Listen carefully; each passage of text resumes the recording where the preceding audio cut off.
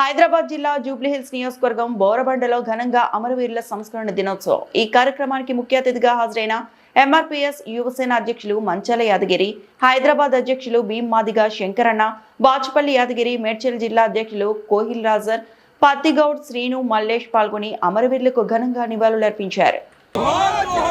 జోహార్ మాదిగ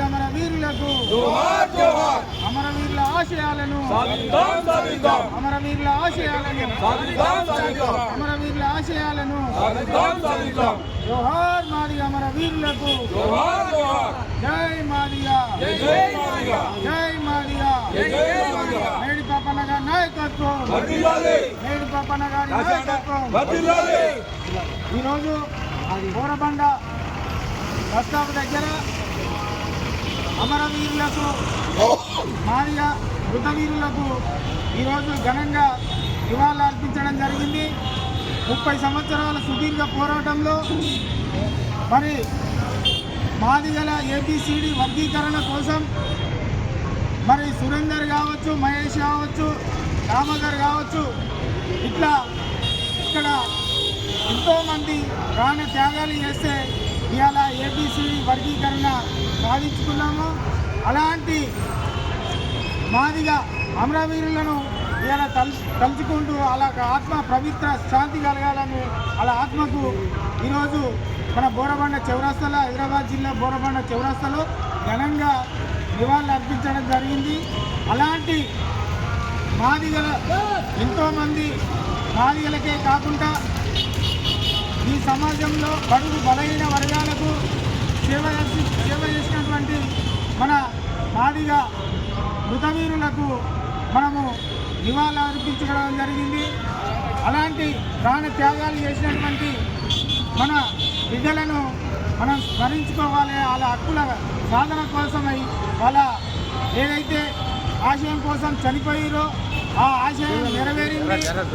అదేవిధంగా దళితుల మాదిగల ఏదైతే అభివృద్ధి కోసము మనం పాటుపడుతున్నామో ఆ అభివృద్ధి కోసం మన ప్రభుత్వం ద్వారా మాదిగలకు అన్ని విధాలుగా మనము ముందుకు పోయి ఆ అభివృద్ధి దిశగా ముందుకు పోవాలి. మన ఎంఆర్పిఎస్ ద్వారా ఏదైతే మనకు సంక్షేమ నిధులు కావచ్చు, ఎస్సీ కార్పొరేషన్ నిధులు కావచ్చు, మరి ప్రభుత్వం ఏదైతే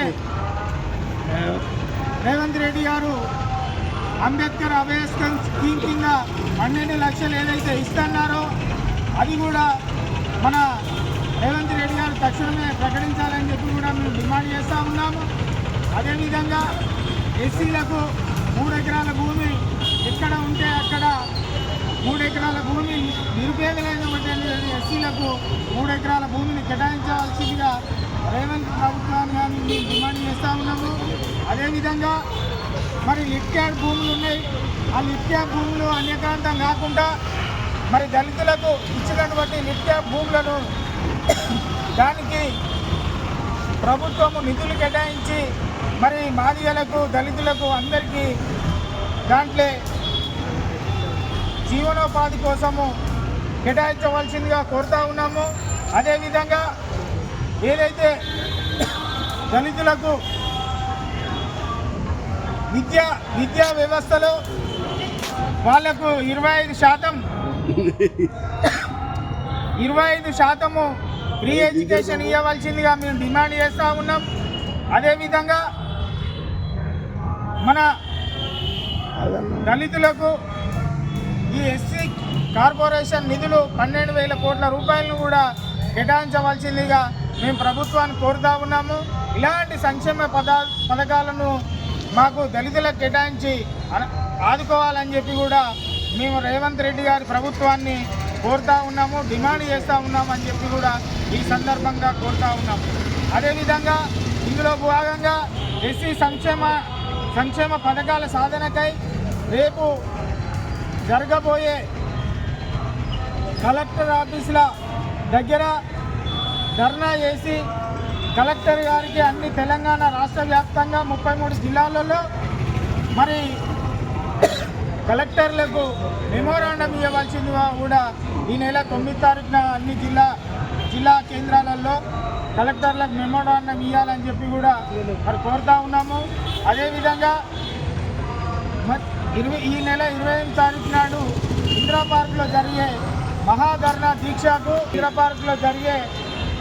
దీక్షకు పెద్ద ఎత్తున తెలంగాణ 33 జిల్లాల నుంచి పెద్ద ఎత్తున తరలి రావాలని చెప్పి కూడా ఈ సందర్భంగా తెలియజేస్తూ మేడి పాపన్న గారి నాయకత్వంలో ఈ సంక్షేమ పథకాల కోసము అనునిత్యం పోరాడతామని చెప్పి కూడా ఈ సందర్భంగా తెలియజేస్తూ జై మాట్లాడాలి.